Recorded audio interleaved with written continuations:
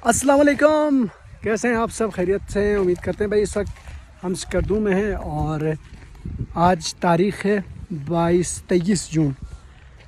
और यहाँ पर देखें, इस वक्त हमने कोट पहना हुआ है और आपको बिल्कुल भी नहीं लगेगा कि हम 23 जून में हैं, बल्कि यूँ लग रहा होगा कि जनवरी या फरवरी के महीने में हम लोग यहाँ पर होंगे और ये वीडियो शूट कर रहे होंगे। ऐसा नहीं है।